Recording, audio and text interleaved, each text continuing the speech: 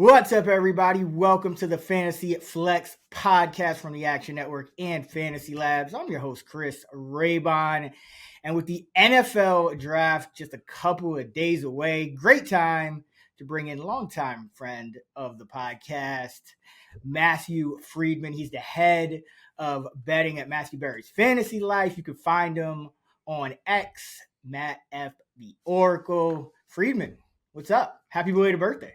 Oh, thank you. Yeah, it's great to be on the show. By the way, I just got to say, longtime friend of the show doesn't encapsulate. I think I literally created the name Fantasy Flex for the show. With I think it was either me or Brian Mears. I'm just going to erase Mears and take all of the credit. But yeah, I mean, this is the show that I founded years ago in the good old quote unquote good old Fantasy Labs days before Action Network even existed. So it's good to be back on the show. I always have a fond spot in my heart for Fantasy Labs, for Action, and of course for you and Sean Corner. That is how his last name is pronounced. So it's always great to catch up with you and talk some ball. Oh, hell yeah. I mean, talk your shit. But, I mean, it's not in writing, so I don't know about that. You're not getting any royalties for that name right now. Definitely not. Kind of took it from you there. But, no, it's great to have you on. And I know you've been kind of, in the lab creating some mock drafts and whatnot. So we're going to get into all that. We're going to talk, we're going to kind of go position by position and kind of get your thoughts on a number of fantasy relevant topics and kind of talk about your latest mocks. So let's jump right in with, I want to just ask you your process this year mocking. You released a mock a couple of days ago, and before that it was 10 days before that. How's your process been affected by this weird 2025 draft kind of top of the order where everyone seems like they want to trade back? But if everyone wants to trade back, no one could trade back because it doesn't seem like many teams want to trade up. So are you still kind of just mocking players where you think they're going to go in terms of draft slot, or are you kind of taking teams into account at all? So I take teams and team needs specifically into account. I never project trades, or let me rephrase that. I only very rarely project trades because I don't like to stack chaos on top of randomness, and like any given pick is unlikely to be traded, like in the grand scheme of things. So I feel like if I'm trying to project trades on top of player to team matches, I'm just going to be wildly inaccurate. So I typically just let the board stick and try to project players where I think they're going to go. And sometimes it's, team player matches. Sometimes it's just, look, I think this team's going to address the offensive line, and this is the highest rated offensive lineman on my board. I'm not going to overthink it too much. I'm just going to put this guy to this team. And then often is like a sanity check, do a wisdom of the crowds approach where I'll aggregate different mock drafts, specifically mock drafters whose opinions I respect. It's not just pulling in as many mocks as I can and then using that information. It's the mocks created by people whose opinions I really respect. And then, in the aggregate, looking to see what they're doing, not just player to team matches, but kind of general trends of, okay, in general, these people have this wide receiver ranked above this other wide receiver. Or, in general, we think there are going to be 2 quarterbacks going in the first round and not 3 quarterbacks in the first round. So looking at the, I would say, quote unquote, sharp consensus to see what information I can glean from that. But, this year it's different in that there aren't any teams that have multiple first rounders. That's a weird thing. There haven't been any trades that have happened after the free agency period that have really changed the way that I would kind of look at the draft and think, oh, well, this team now really absolutely needs a quarterback, or like, oh, wow, this team traded away Tyreek Hill, so now they have extra first rounders and one of them might be used on a wide receiver or something like that. So it feels like it's been a relatively quiet lead up to the draft, and I think part of that also is because of the lackluster nature of this class. Yeah, that's what I'm kind of getting at, because I feel like I wish a domino would fall, and I don't know that one will, because, again, everyone I hear really wants to trade back, and they're trying to kind of jack up the value of their slot. But no one really wants to trade up for anyone. And the guy probably most likely outside of, Travis Hunter is Jeanty, who is a running back, and no one really wants to pull the trigger on that. I mean, it's, you know what I mean? So Yeah. it's going to be. And to your point, Raybon, with Jeanty being the one guy who really is getting some hype, is like he's a trade up for candidate, but it's like, hey, this is a bad year. And it just so happens that the one strength of this class, or one of the few strengths of this class, is the running back position. So it would be like all the more catastrophic to trade up for Jeanty in a year to where it's like, hey, there are other running backs who, I'm not going to say they're going to be better than him, but who have a good shot on their own of having really good NFL careers. So then why would you trade up for Jeanty when in the second or third round, you can get a guy who still could be a quality NFL starter? So yeah, the Jeanty hype with people potentially trading up for him, that still doesn't make much sense to me either. I mean, hey, the Giants drafted Saquon Barkley so the Eagles could win a Super Bowl a few years later. You know what I mean? And of course, it's the Giants who are kind of in the worst position, it seems like almost. But we'll get into that because I want to start with quarterback. And in your latest mock, Shedeur Sanders, you dropped him from number 2 to number 21. So you had him going to Cleveland. And then now you have him going to Pittsburgh at 21. And we've been hearing a lot about a slide. We've been hearing about the not being invited. So what's kind of behind this, generally just your drop, and what's behind the slide for Shedeur, do you think? All right. I will say I stuck to Shedeur number 2 to the Browns way longer than a lot of other people did. To the point to where it was like, I had to pivot, or else I was just going to look like a moron. But I will just say, objectively, I think Shedeur number 2 to the Browns makes sense, right? The Browns need a long-term solution at quarterback. It's not uncommon for the number 2 quarterback on the board to go number 2 overall when the team at number 2 needs a quarterback. In Shedeur Sanders, I think objectively, he looks like an NFL starter and one who could maybe be, like top 12, anywhere. Like his ceiling could be, let's say, like QB 10 to like QB 16. That feels like someone in a draft that isn't great, when a team at number 2 needs a quarterback. That feels like someone who could go number 2. Like I'll say that objectively. And specifically thinking about how Shedeur Sanders could fit with the Browns, I think he would fit very well in Kevin Stefanski's system. In terms of like his ability as a pocket passer, I think he is the type of quarterback who would do well with Stefanski. And Stefanski has publicly praised Shedeur Sanders. It just felt like a weird thing for the Browns to talk about Sanders as a player that they liked, for him, I think, to be a good system fit, for them to need a quarterback and then not take one at number 2, especially after the Deshaun Watson fiasco of the past few years. But it just seems like that's the way it's going to go. And maybe that's fine. Maybe it really is a situation where this is like 2022 all over again, where there's really one quarterback that people seem to like and have a first round grade on, and that's Cam Ward. And then people think Shedeur Sanders really is more of a second round caliber type of quarterback. And it just seems more and more that is the consensus based on what national reporters have been saying, based on the betting odds that we see. It seems like you put it all together, and also what sharp mock drafters are doing, Shedeur Sanders is just falling down the board. He's not going to go number 2 to Cleveland. He's not going number 3 to the Giants, based on all reporting and kind of based on things that it looks like they are doing within their building. If he doesn't go number 3, maybe he goes number 9 to the Saints. With the Derek Carr shoulder situation, it seems like they now need a quarterback. But again, you have the big name national reporters who are plugged in, not just the national reporters I say like Adam Schefter, but like Daniel Jeremiah, Todd McShay, like the draftniks who are really plugged in. You have them saying they do not imagine that a quarterback outside of Cam Ward goes in the top 10. And specifically, there are the Saints beat reporters very plugged in New Orleans who are saying that they do not think Sanders is the quarterback that the team would be targeting if they were to take one in the first round. So that means if Sanders doesn't go at number 9, he's falling down the board. Who's going to catch him?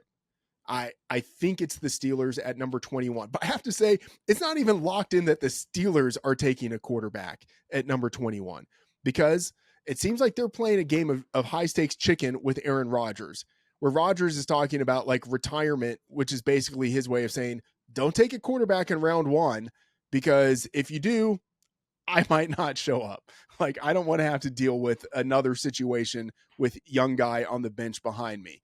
So we'll just see. It would make sense given the current state of their roster for the Steelers to take a quarterback. And again, it seems like the reporting is Sanders more than Jackson Dart is the guy that they prefer. And keep in mind, Sanders entered this whole process as the favorite to go number 1 overall. I still think he deserves to be rated ahead of Jackson Dart, and the Steelers make sense at number 21. But again, they might not take him. And if they don't take him, the dude legit might fall out of the first round, because I'm not buying the Rams at number 26 taking a quarterback. It would have to be a team trading up to take him. But at that point, what's their incentive to do that? And who is the team that's willing to trade back? It would maybe be the Vikings at 24. It would maybe be the Eagles at 32, but Sanders, you can just kind of see the dominoes and everything lining up to where if he gets past 3, and at this point, it really looks like he will, man, he could fall all the way out of the first round. Yeah. And I mean, I think what teams are worried about is like the processing speed with him. Like he has upside, he has some intangibles, but a lot of times that could be kind of a fatal flaw, slow processing speed. So yeah, some teams think that's an issue for him, and I think that's behind the fall. But if I can jump in and just like the him as a player, I didn't even really talk about that. Just sort of like the reporting and the way that this could fall. Him as a player, the guys that he feels most comparable to, like pocket passers who aren't really strong-armed pocket passers. Someone like Geno Smith, someone like Teddy Bridgewater. Geno, widely mocked in the first round when he went through the process, fell to round 2. Teddy Bridgewater fell all the way to pick number 32. But Shedeur Sanders doesn't have the mobility that is now coveted in a lot of the, I would say, sort of like newer age NFL quarterbacks. So he's more of your traditional pocket passer, but he's not your strong-armed pocket passer either. So it's got to be a team fit where someone doesn't mind what I would call like his quote-unquote limitations. And then there's the whole persona of it too, where like reportedly he's rubbed some teams the wrong way in interviews. And then that's even taking like setting aside the whole Deion Sanders factor of it, to where even if you did like Shedeur as a player, as a prospect, as a person, you would know that there would be times something would happen and Deion Sanders would start talking about it. And some organizations would maybe just think, you know what, we don't want to deal with that extra dynamic. So there could be lots of reasons on the field and off the field for why a team would maybe want to say, not in the first round. If he's there in the second round, we would be interested. And so given that, because in best ball, he's going QB 29, Jackson Dart going QB 31. So they're, not really in the plan for teams that are going 2 QB. But if you're going 3 QB, are you buying or selling Sanders and Dart for that matter at that price? Or, and like kind of a follow-up is, what about Jalen Milroe? Because he's getting some hype and he can actually move around. So if like Sanders and Dart are kind of iffy for where they're going to land, are they going to get a chance to start from week 1? Should people be just targeting like pure rushing upside? Yeah, I think with Sanders and Dart, the only way they really exceed the expectation or the current market value is if they become starters right away. But even with Dart, who I think is still a better runner than Sanders, it's not as if the running upside is momentous. With Jalen Milroe, the running upside is undeniable. Yeah. And he still, I think, is a pretty good deep passer, which is like, You put those two things together and it becomes really intriguing. And I had him rated as a first rounder before this whole process started, where he had a terrible Senior Bowl and some of his workouts just didn't look good. And you got reports about him not really being that great of a processor, but the raw talent is there. And it feels like he's not quite the physical freak that Anthony Richardson I knew you were was. going to go there. Yeah. Right. But it's in that same vein of, if this guy hits, it could be massive. So yes, instead of going with someone like Sanders and Dart, who might have a higher floor because they have a clearer path to starting, or presumably right now, it looks like they will have a clearer path to starting. Even if they start, I don't think they're going to be difference makers. I would rather take the shot on Jalen Milroe, who, if he ends up getting starts, could end up being a Jalen Hurts-esque type of player. And I'm thinking of Jalen Hurts when he first had some starts coming off of the bench early in his NFL career, where he still wasn't very polished, but he was a great runner and was good enough as a passer to where he gave legitimate difference-making fantasy points. That would be the type of bet that you have with Milroe. And I would rather make that kind of bet than on the Sanders Dart, where it's like you're hoping they get some starts, but that's really it. You're betting on opportunity instead of talent. Yeah, I totally agree. It's Milroe or nothing for me with those guys. I mean, I actually think Dart, just kind of watching both of them, I thought Dart was a little better than Sanders, but from a fantasy perspective, it's got to be Milroe. Like, it just has to be. Yeah. I feel like that rush. How much worse could he be than Anthony Richardson last year, who just threw another incomplete pass as we speak in April right now? I mean, it's all about upside. So yeah. I think if you're going for a late round Dart throw QB, got to go Milroe over these Sanders and Dart at this point. I do want to ask you about the Browns if they take Hunter, which you do have them. You do have him mocked to the Browns at number 2. How would that affect their offense from a fantasy perspective? You have Jerry Jeudy right now going at wide receiver 36. You have David Njoku just cracking the top 10 tight ends, but you'd have presumably some combination of Flacco and Pickett and maybe a lower round quarterback. So, like, if Hunter goes to Cleveland, how does that kind of affect the whole fantasy offense? I think that right now the market is almost assuming Hunter goes to the Browns. And so I would say that it is largely priced in Jerry Jeudy, as great as he was at the end of the season, in the second half of the season, where he finally had, what was it, the 5th-year breakout. As great as he looked at the end in the second half of that season, he's now still priced as a low-end wide receiver 3. And some of that could just be the circumstances, the quarterback situation, all of that. But I think a lot of that has to do with the market basically saying, like, no, we're not really expecting this guy to be like the clear wide receiver 1 on his team. He's probably going to be more of a co-wide receiver 1 with Travis Hunter. And I think it's a similar situation with David Njoku, who has had a lot of success over the past couple of years when he hasn't been catching passes from Deshaun Watson. I think the market already is pricing in the idea that there will be someone else in that offense other than Jerry Jeudy getting a lot of targets. So Jeudy at 36, Hunter right now at 42. Which one would you take? Man, okay. I would be tempted to go with Hunter because there's the quote unquote upside of the unknown.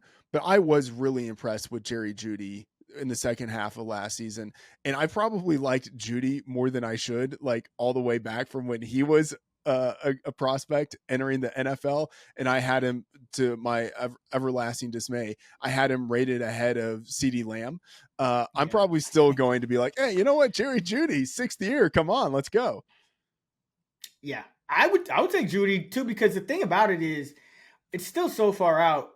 There's a lot of uncertainty with Hunter about exactly what his role will be too in the offense, right? Is he going to be a full-time offensive player? I don't think he's going to be a full-time offensive player to the extent that Jerry Jeudy is. And Jerry Jeudy was putting up top 5 numbers for a stretch last year. So I would still go Jeudy, and they're pretty close in in ADP, but it does kind of get interesting depending on what the Browns' plans are. But based on the uncertainty now, I think you would have to go. Can we have just the quickest of conversations about Travis Hunter as a prospect? Yeah. People talk about him like he's amazing. Okay. What he does on both sides of the ball, that is amazing. That is Shohei Ohtani type of stuff. But him just as a wide receiver, he's okay. Like, I like him. Like, he's talented. He won the Bolitnikoff. It's not like I can take anything away from him. I have him as the best wide receiver in this class easily, but I don't think he's, as a prospect, just as a wide receiver, what Marvin Harrison was last year. And going number 2 overall, that is high. That is Calvin Johnson high. Like, Calvin Johnson was the last wide receiver to go number 2 overall. Like, are we prepared to say that Travis Hunter as a prospect is what Megatron was as a prospect, or what Larry Fitzgerald was as a prospect? Like, no, not even close. Like, he's smaller and we don't have a verified 40 on him. Like, I'm going to assume he's a good athlete. He was a 5-star recruit entering college. Like, I'm going to assume he's a good athlete, but like, I don't know if he's number 2 worthy as a wide receiver. And think about him as a cornerback. If he goes number 2 overall and they're like, you know what, we're going to play him at corner. Like, great. He would be the highest drafted cornerback in NFL history. I'm just saying, if a team isn't going to use him on both sides of the ball in a really amped up fashion, he is maybe an overdrafted player at number 2, which I think is like some of the sign of this class in general, that it's just not that great of a class. But like, Hunter is a really intriguing prospect because of what he can do at a high level on both sides of the ball. It's just a question of whether a team will use him in that way. And if they don't, then it's like, I don't know if you're actually getting the value at number 2 that you think you might be getting. Yeah. I mean, and to kind of, I totally agree, because you could have a situation where Travis Hunter as a wide receiver is similar to Deion Sanders as a wide receiver. I'm just putting that out there. Yeah. I'm just putting that out there. You know what I mean? Yeah. I mean, which would be a waste of a fantasy pick at 40, even at 42. Yeah. There's a chance that happens. And so I guess I'm just saying, like, I hope that Travis Hunter ends up being an amazing player on both sides of the ball, because that would be so fun to see as a football fan. I don't know if what he's done in college is going to be repeatable in the NFL. And even if he does play significantly on both sides of the ball, maybe he doesn't really do it at a high level. Maybe he just does it at like a wide receiver 20 level, and he's like the 20th best cornerback in the league. That's, for the Browns, that's still pretty good value. But like, from a fantasy perspective, from a football fan perspective, it's like, all right, well, that's okay. Yeah. It's a sign of the class, because you're looking at number 1, Cam Ward. Everyone's kind of like meh about him, and we'll get to him in a second. And then, I mean, even at 3, you know, it's like Abdul Carter is a great prospect, but the Giants kind of don't really want to be forced to take him. Like, you know, there's no one to really latch on to and be like, oh man, this is a sexy pick. The first, you know, wide receiver, Tet McMillan, a lot of people, and we'll talk about him too, but there's just not a lot of sexy picks in this draft. And I think that's why the Hunter hype is what it is, because I think there's a much higher chance, even as a wide receiver, what is that, a wide receiver 4 in best ball right now? Yeah. I think there's more downside than up at wide receiver, just because of the uncertainty. And I think he is going to play more corner, honestly, regardless of where he goes. So let's talk Cam Ward, though, because we'll kind of end on him and then jump to running back and wide receiver. But what's his year 1 upside? You know, this year, regardless of what you think of him long term, he's probably going to start from week 1. So how high is his upside? You mentioned for a guy like Shedeur, you could see him being into, like that top 12 range. Cam Ward's going QB 24 right now. Buying or selling there? So the comment on Sanders was like at his best he could be like, and that's not even like year one. That's just like Okay. him in his career. And so thinking about Ward, maybe year one he could be sort of like CJ Stroud esque, and it's like, oh, this guy right away is actually like a top 12 NFL quarterback. I'm kind of skeptical though. I hate to say that. I don't have a lot of faith in head coach / play caller Brian Callahan. I kind of don't think we've seen it from him yet to know, oh, he's got a Stefanski, he's got a Kevin O'Connell, like he's got someone who can help mold him and facilitate the offense for him. So we don't know that. I would say we do know that it's pretty barren on the supporting cast in terms of the pass catchers that they have there. It is a rebuilt offensive line, but offensive line really benefits from continuity. So maybe it's a really improved offensive line, but even if it is, it's still one that for the first half of the year could maybe struggle as guys get used to playing in that new scheme, get used to playing next to each other. So there's just a lot of uncertainty. And even like, I think I like Cam Ward, but even liking him, I can see that year one could be kind of rough for him. So I think QB 24 is fair because he has some upside. He's likely to start all of the games. And so that on its own, I think gives him a pretty high week to week floor. Or let me rephrase that, a stable week to week floor. So like just knowing that you're not going to be taking zeros from him, I think is big in best ball as your QB2 or your QB3. But I don't think he has the upside that we would want him to have, given that he's going number one overall. I kind of don't see it. Yeah, like I think he's gonna be solid, but he doesn't get me excited like the way like a Jaden Daniels did Yes. heading into last year or something like that. I think it'll be like more like a Drake May type of progression for him, where it'll be rough at first, but I like May more than I like Ward. Not that I don't like Ward, but I think that's kind of where he'll be. Like he'll start really slow, and then you might look up in like week 12 and he starts stringing together a couple of good weeks. But yeah, I would probably I'm probably selling at QB 24 just because ah, I'm with you on the Titans right now. I don't really see it for them. Now that could change. Maybe they have a really good draft, and then Yeah. I'll reevaluate. But as of now, I think he's still kind of in that QB, firmly in that QB3 tier. But I would buy him over like where Shedeur and Dart are going for sure, because I think those guys are going way overdrafted. But I think Milroe's the pick. Any bets as far as quarterbacks you like before we jump to running back?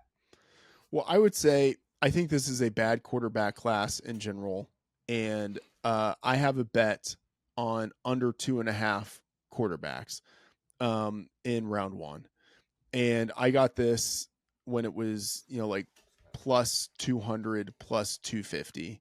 Now I'm looking at the odds of DraftKings and it's plus 105. So it's the market has radically shifted, but I still think there's value. I think this should be around like minus 125 to minus 150 that we see only two quarterbacks go in round one. Because I know there's the narrative of, hey, a team is going to trade up. You've got the Browns, the Giants, maybe the Saints, who could all trade up to the end of round one to take their guy.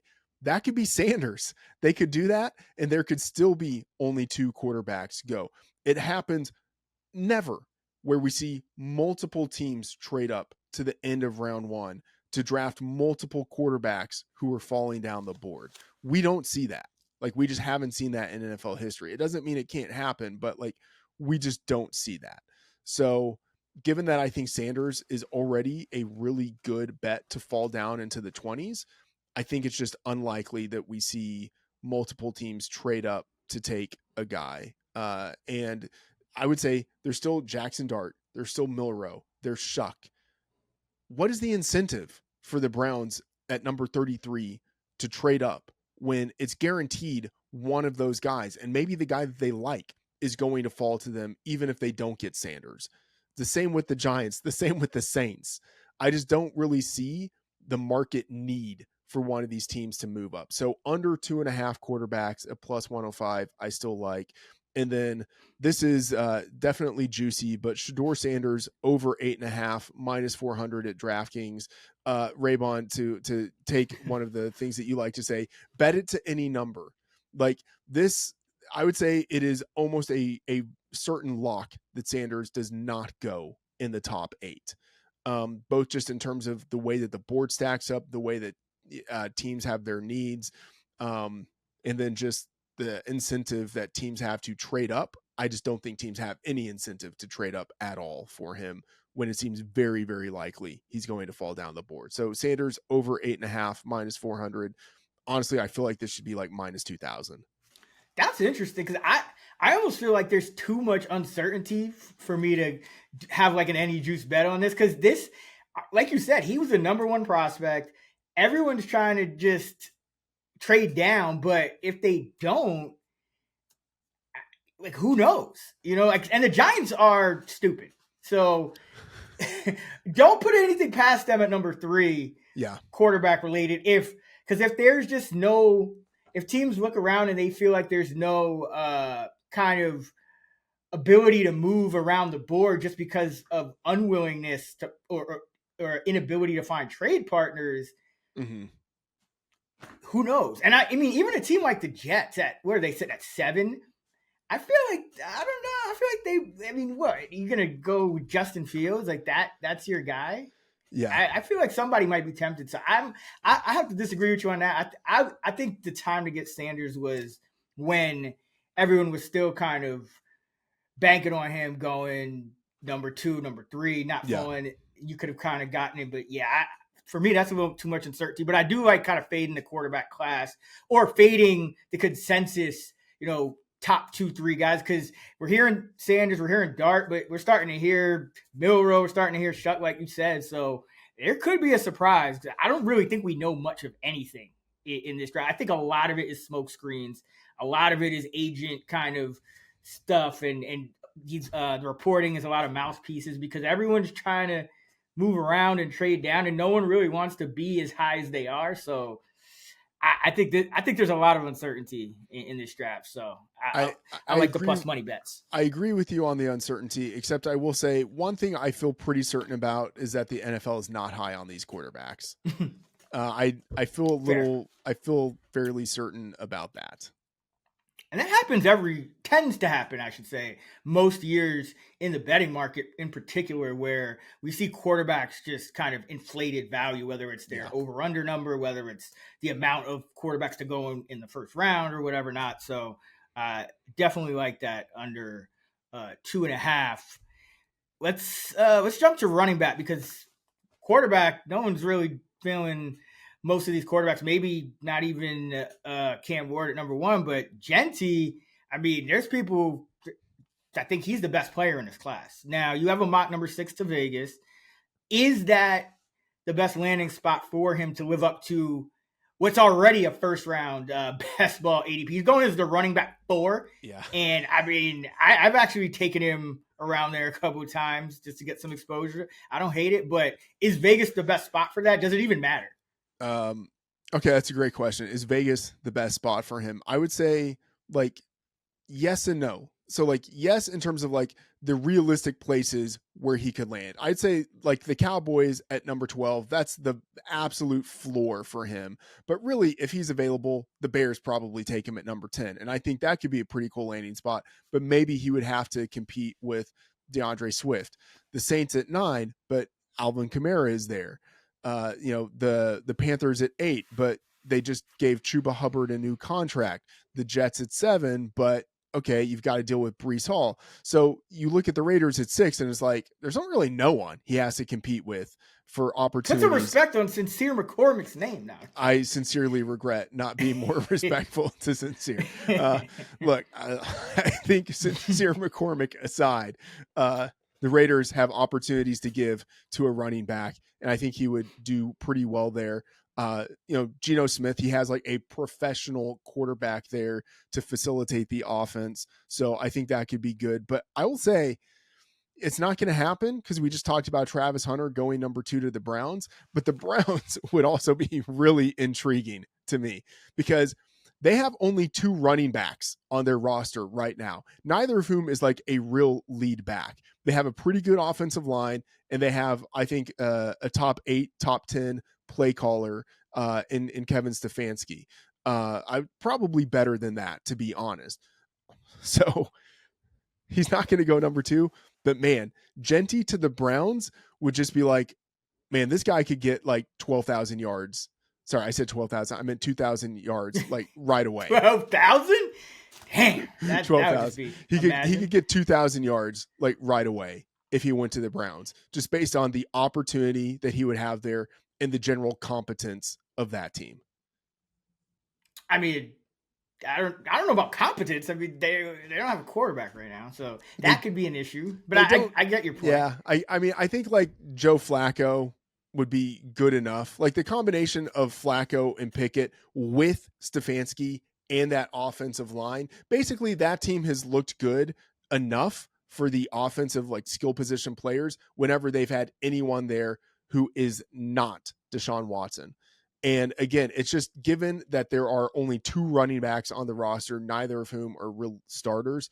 The idea of Jeanty to the Browns is really intriguing, but it's not going to happen. So out of the other like realistic options, yes, the Raiders at number 6, that feels like the best option because of the infrastructure there with Geno Smith at quarterback, and then because of the dearth of other options in the backfield.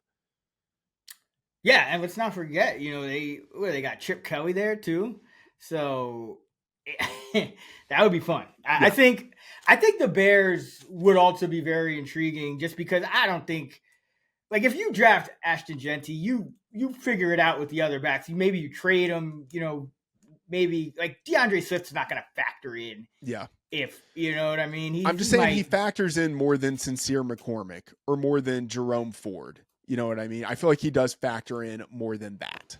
He should, in theory. But, I mean, of those 3 backs, was DeAndre Swift the best of those 3 backs last year? Maybe for a week or 2.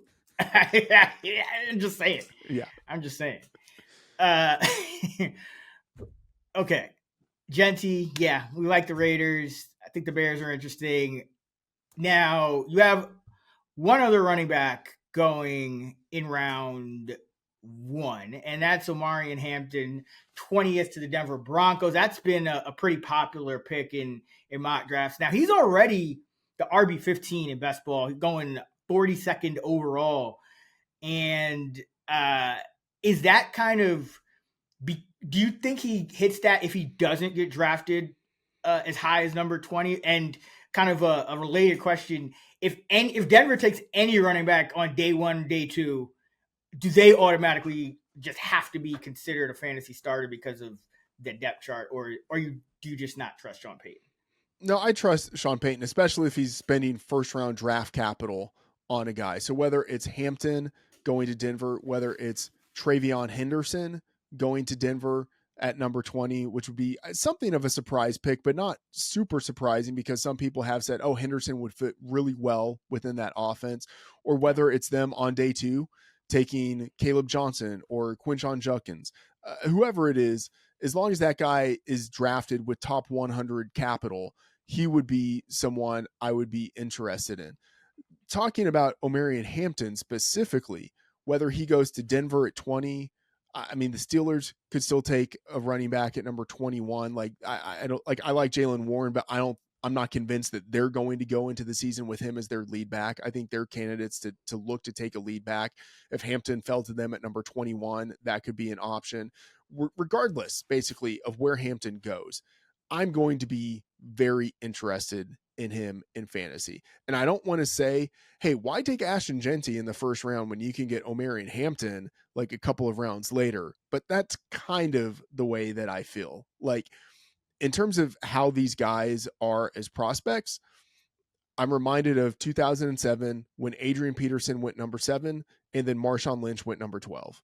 And Lynch had not quite as good of a career as Adrian Peterson's, but pretty close to it.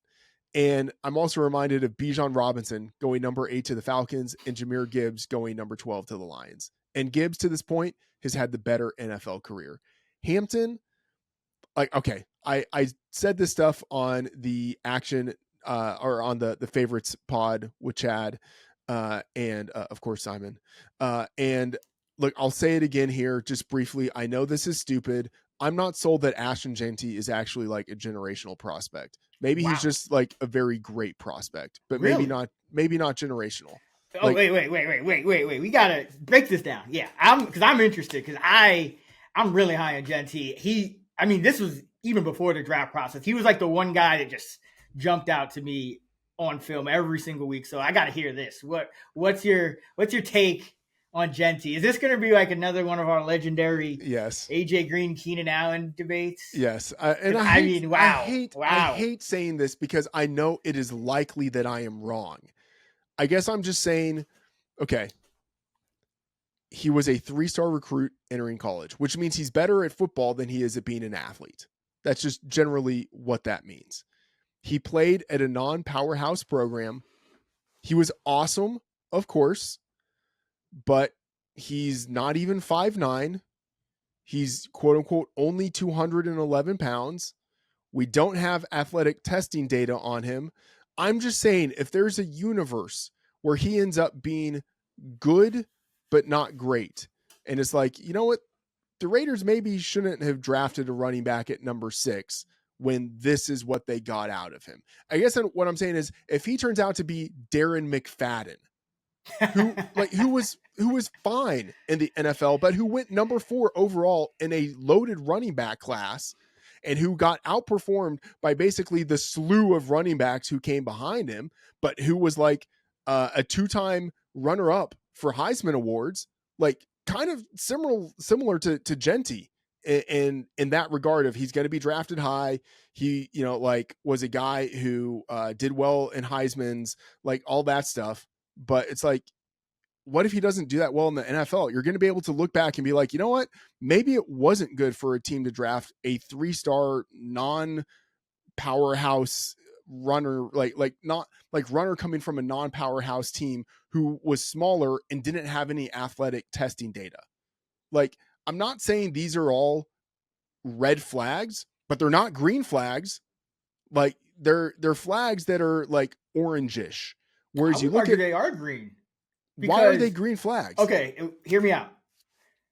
When a guy, to your point, doesn't jump out on paper or doesn't have some of the normal attributes that you're looking for or that even project success, but they are that good, it means they're that good because they're overcoming these things. Like, that's like, I know, like, some people look at that as red flags, but to me, those are the guys that they're just good football players, and they're overcoming limitations. So, and like watching him, like, we could talk about his data all day. We could talk about his high school, whatever, but just watch the dude. Like, I feel like I am the most confident that Ashton Jeanty hits more than anyone else in this draft class. I know.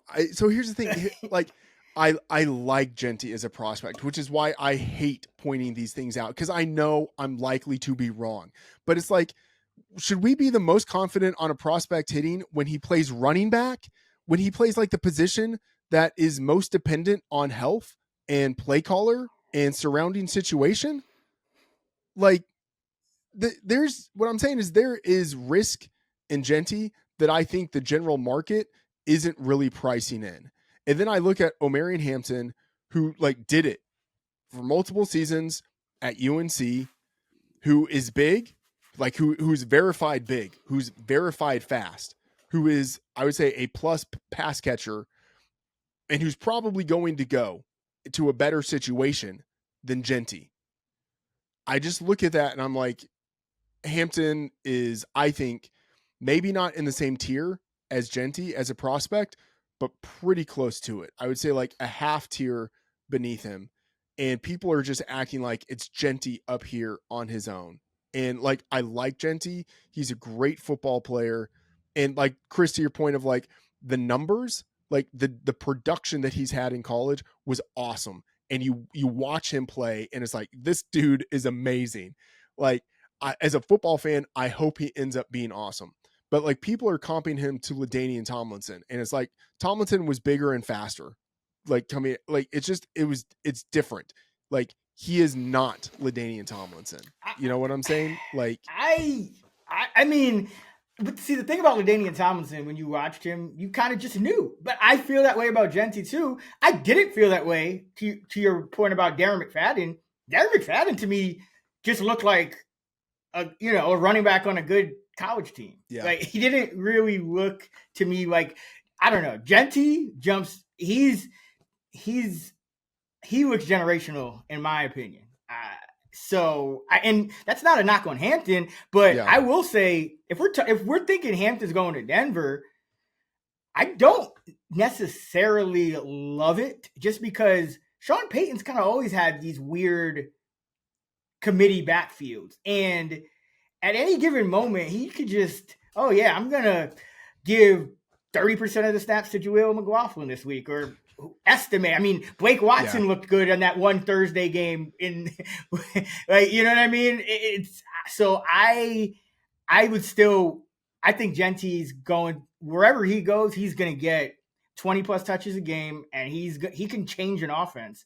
Whereas I think Hampton would still be a little bit more kind of dependent on, especially in Denver, the situation of what's going on around him, and kind of on the whim of Sean Payton and how he's going to use him and whatnot. So I think there's a much bigger chasm, and I think like running back 4 for Jeanty, I'm not worried about, but running back 15 for Hampton already, I would be a little more concerned with, because if let's say he doesn't go to Denver and he drops further, first of all, that's, draft capital the lower, it's not great, but there's just more uncertainty there. So I think I have to disagree with you on this one. I think Jeanty is a slam dunk, and Henderson more downside at his ADP. That's fair. I mean, look, I'm fully prepared to look like an idiot when Ashton Jeanty is awesome, like runs away with offensive rookie of the year, all of that. Like, he will probably have a great NFL career. I see some warning signs that no one else is really talking about. And it's like, well, like, let's just not pretend like this stuff doesn't exist. Like, within the range of outcomes is Trent Richardson. Like, that is very real. I disagree. And I would, but see, again, like, I feel like when you watch Trent Richardson, you didn't get that. You just didn't get that. It's like, there's certain guys I feel like you just know. I agree with you on Tomlinson.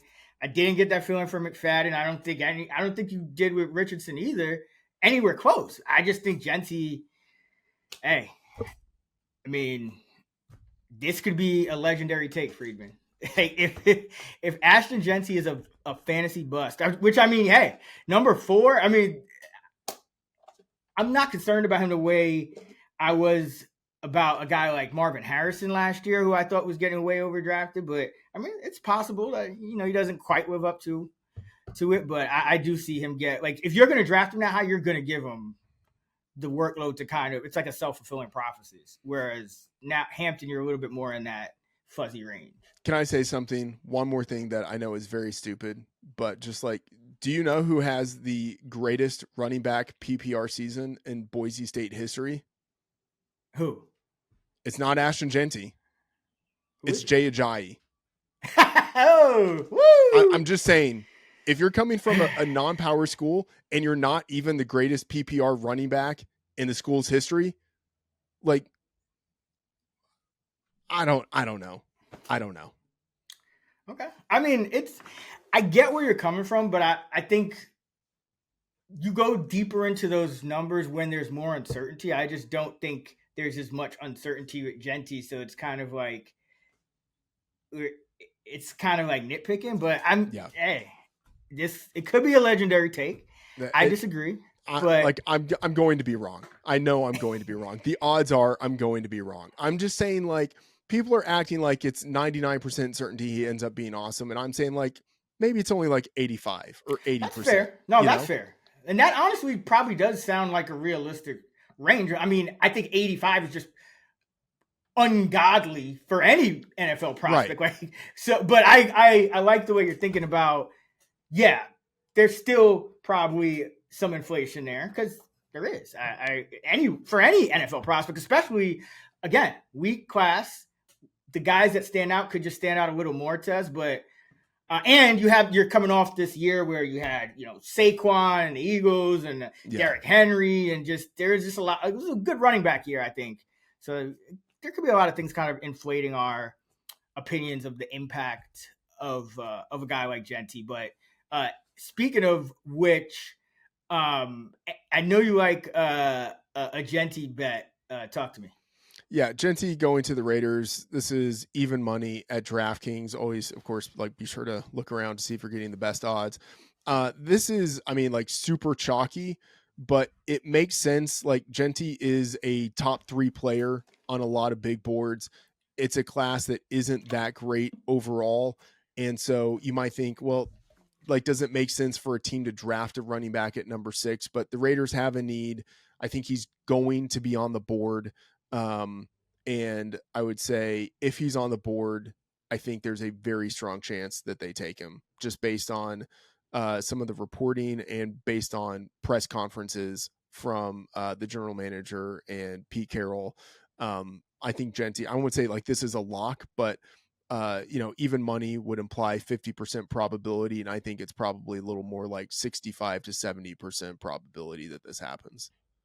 And I would add, I would also probably invest in just him going, I guess, what is it?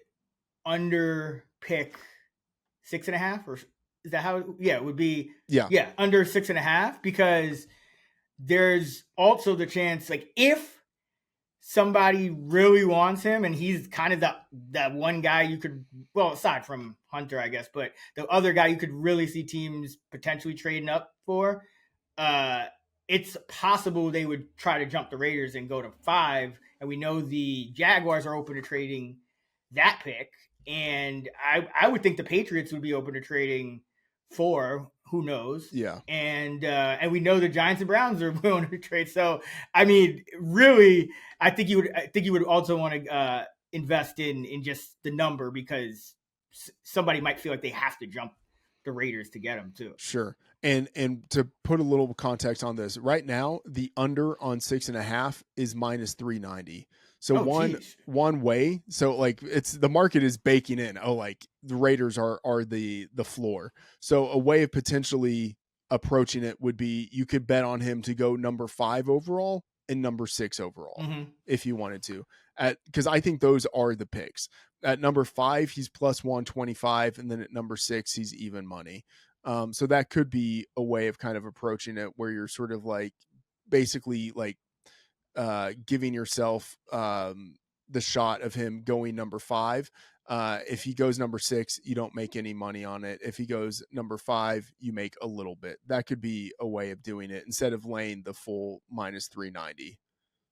Yeah, no, great point. And I mean, I've been saying this for a while, but I'm not ruling out the Jaguars just taking him if he's there, because I think the further out we were, everyone was kind of baking in, okay, teams are going to kind of be able to trade and kind of move to whatever spots, and there's going to be this demand for quarterbacks, and none of that's really materialized. So every team in their current slot may just have to default to their board. And Ashton Jeanty very well may be the BPA at 5 on the Jags board. I mean, he might be even the Patriots board at 4 if you go Ward, Hunter, and Carter 1, 2, 3. And I will say, it is worth mentioning here that, within the past 3 or 4 days, there has been the increasing buzz that the Jags might be interested in Ashton Jeanty, so much to the point where at number 5, he is now the market favorite to go number 5, whereas Mason Graham, who was like for a long time the chalk pick to the Jags at number 5, he's now plus 175 behind Ashton Jeanty. So, the market kind of does weird things sometimes where it's like, hey, Ashton Jeanty probably shouldn't be favored both at number 5 and number 6, but that's where we are. But yeah, I mean, the Jags, they are live to take Jeanty at number 5. All right, a couple more things. Let's go to wide receiver, tight end. We'll kind of book them together as pass catchers here. I want to get your thoughts on Tet McMillan as the number 1 wide receiver prospect. We've heard everything from he's barely cracking the top 50, and then now all of a sudden he might go number 5 to the Jags. I feel like, to the way I see it, I've always thought McMillan was kind of like a unsexy number 1 wide receiver, and I saw teams potentially getting tempted by the speed of a guy like Golden, and that's why I thought he was going to rise. And it's been about equal in terms of the top 30 visits. But to me, this hype of McMillan going 5 or 6 seems like agent-driven, just like a PR. What would you call it? Like a disaster control after I think it was McShay mocked him, or said he had him like number 50 on his big board, and then there was a report that a few teams had him barely cracking the top 50. So I'm not really buying it with him. But where are you on McMillan? And you have him going to Dallas right now at number 12. So I'm guessing you're still high on him as a prospect, or is that just realistically where you think he's going? I think he has a wider range of outcomes than Matthew Golden.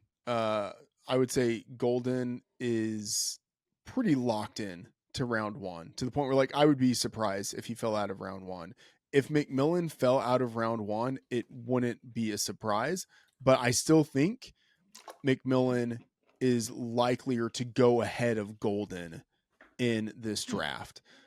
Whether that's to the Cowboys, whether it is, like some team that actually like maybe likes him in the top 10, I'm skeptical on that at this point, but I still think McMillan is ahead of Golden. Now, where it starts to get a little more interesting is when you do look at the particular teams, maybe the Cowboys would actually prefer Golden to McMillan.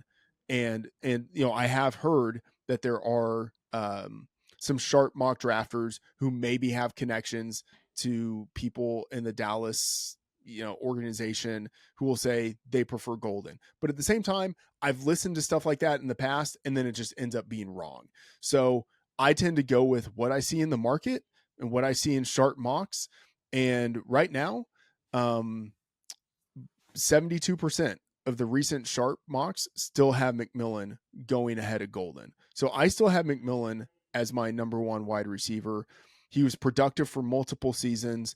He's the only like big bodied wide receiver in this class who has, significant production for multiple seasons. And I would say like quote unquote good enough athleticism. Like it's just not a great wide receiver class. And McMillan is really the only guy like that. Now, of course, there are the questions about whether this guy actually quote unquote loves football, like if he's not grinding tape, if he's not looking at wide receivers running the routes or like studying opposing cornerbacks or stuff like that. That's the kind of thing that tends not to do well with coaches. Right. And I would say like McMillan on his own, like maybe there are certain types of wide receivers or players who are just talented enough to get away with not really preparing, not watching film. I don't think McMillan is that talented.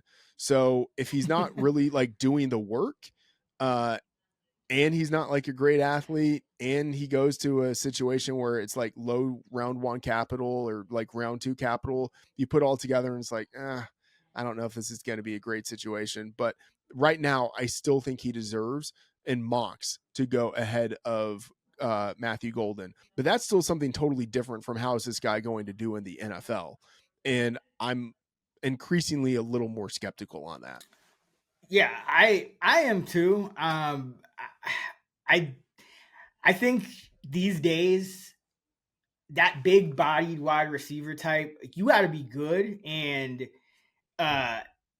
it's just more forgiving when you have speed, even if you aren't quite as sharp at other things or even as talented. I mean, you're just gonna get the ball more, even from a fantasy. I mean, look at Xavier Worthy and how many questions there were about him, and then by the end of the end of the year, he's just getting force fed. It's just teams covet speed, and I think McMillan. If you look at ADP, McMillan's going wide receiver 28, and Golden is going wide receiver 44. Yeah. I think that's too big of a split, given that there's maybe more, it's probably like 60-40, and you're saying more like 70-30, but it's still, it's not a given that McMillan even goes before him. And the interesting thing I want to get to is you have Golden going to the Rams at 26. Now, you mentioned when we were off air that you probably would mock him to the Packers now, right? Yeah. So yeah, I think yeah. Oh, sorry. I was just going to say, because the Rams, not really an attractive fantasy landing spot, at least in year one, if you have Puka and Devontae, who are just massive target hogs. So if McMillan and, let's say, Golden kind of flipped, or just, let's say, the Cowboys don't take McMillan and he could go to the Packers, he could go to the Rams, he could go to one of these other landing spots. I mean, why would you still be buying him at wide receiver 28 in best ball, or do you think there's more downside? I think there's more downside with McMillan at wide receiver 28. With Golden, you have the added buffer, and then the added buffer. So you have the added ADP buffer, and then like the buffer of like he did well at UT his first year, wasn't expected to be the number one receiver, and he ended up stealing that job. But the wide receiver teams in this draft for round one, the Cowboys are like clearly kind of like anchored to wide receiver in mocks. Who knows if they actually do that, but they need a wide receiver, and whoever goes there could end up being like a pretty decent wide receiver too. But Seattle could be a team that takes a wide receiver, Green Bay, the Rams, and then also Houston. In all of those situations, like I'm not super enamored with it. But is still like at least the room of like, if you're with the Packers, you have a good quarterback. If you're with the Rams, a good quarterback. The same thing with the Texans, the Seahawks, maybe a good quarterback, but you got to compete with other guys there who are target hogs. So it's not a great situation for Golden if he falls to one of those other teams and doesn't go to the Cowboys. But at least I still think that he's talented and he could have a good quarterback. And at the reduced ADP, I would be much more desirous to invest in him versus Tet McMillan. If it's Golden going to the Cowboys at number 12, then that's pretty exciting, I think. Yeah, I think the Cowboys are just far and away the best wide receiver landing spot just because they have that opening. You know, Jalen Tolbert, I think that's going to, he's not locked in to a role. So it's really CeeDee Lamb and just a bunch of other guys. Yeah. So now we're going long, so I want to get to the tight ends. So just give me yes, no on these real quick. Emeka Egbuka, will he beat wide receiver 45 in year one? No.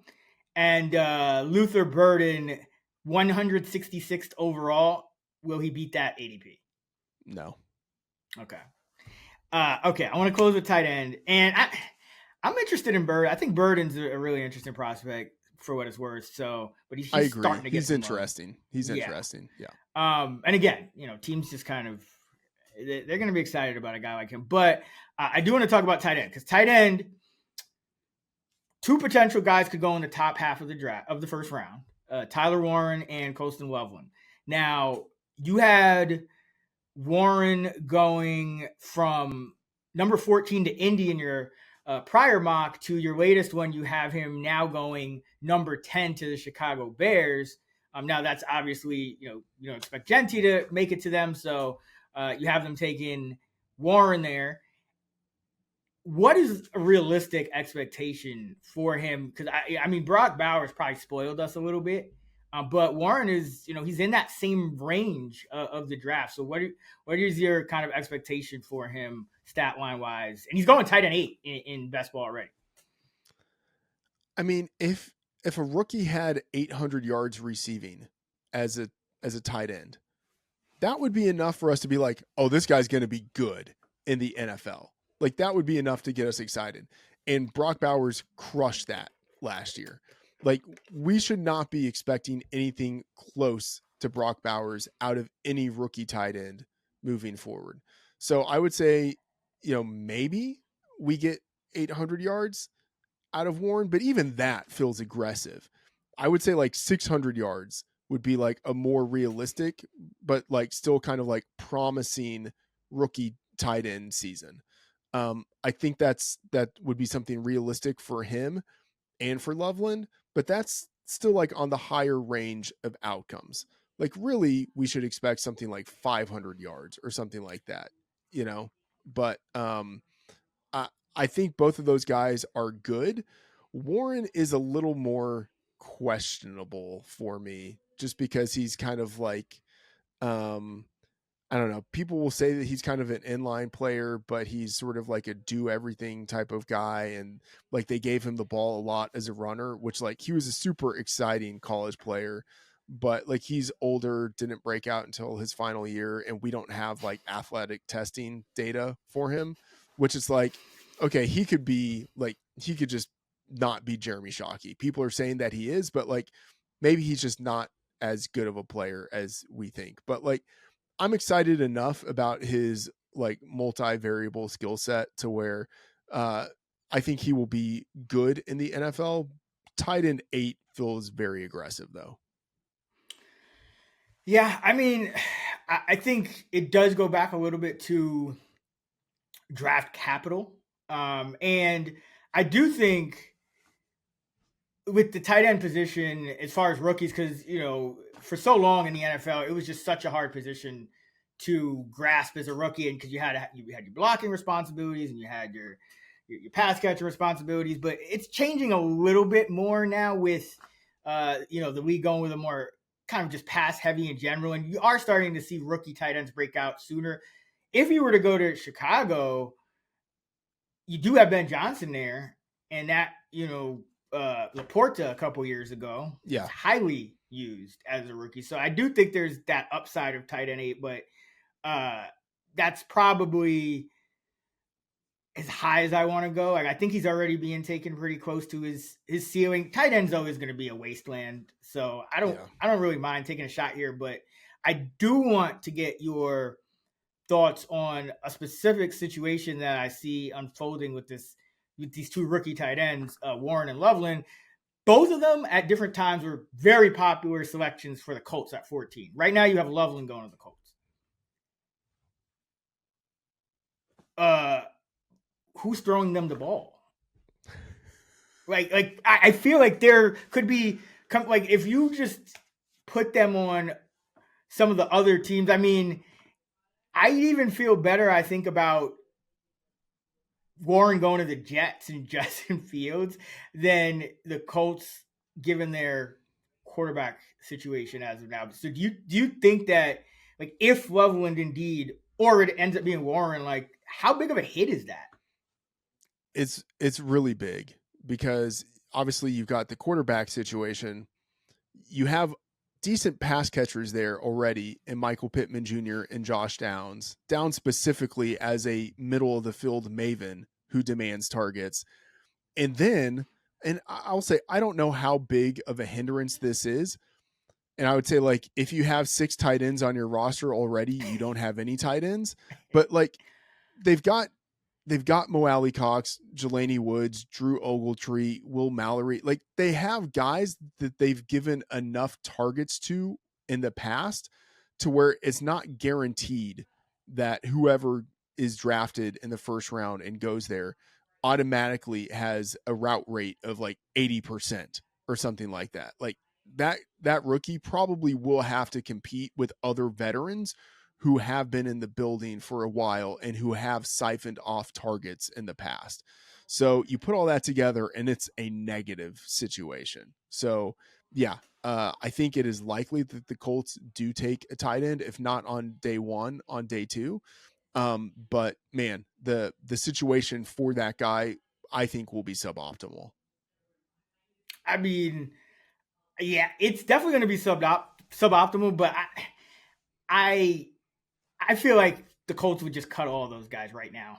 Like I don't think any of those guys is going to factor in. I do agree that like there could be maybe either an Ogletree or a Cox, somebody who's if it's Loveland, somebody who's more of the traditional inline guy. But I would, if it was Warren going there, I would be a lot more worried about that tight end 8 just because of all the other reasons you mentioned. There's other guys there. We don't know what's going on at quarterback, so there is some kind of uncertainty there, some risk, I guess you could say, with whoever one of those two guys fall into the Colts. So right now, it looks like it's going to be Loveland because I don't think Warren is, especially in this underwhelming first round. I don't know how many first round grades teams even have on prospects, but I do think a lot of teams do have a first round grade on Warren. So I do think he will be off the board before the Colts pick, unless they end up. I agree. I think Warren is top 10. Yeah. Okay. So real quick before we get out of here, any bets you like for these pass catcher positions? Yeah. Under 2.5 wide receivers, which is plus 215. This is at DraftKings, but one thing to note, Travis Hunter does not count for this market, and books tend to be pretty explicit on that they're counting him as a cornerback because that's how he's listed on NFL.com. That's how he was listed at the combine. So Travis Hunter does not count for this. So you're looking at Tet and Golden as the two guys who get into the first round.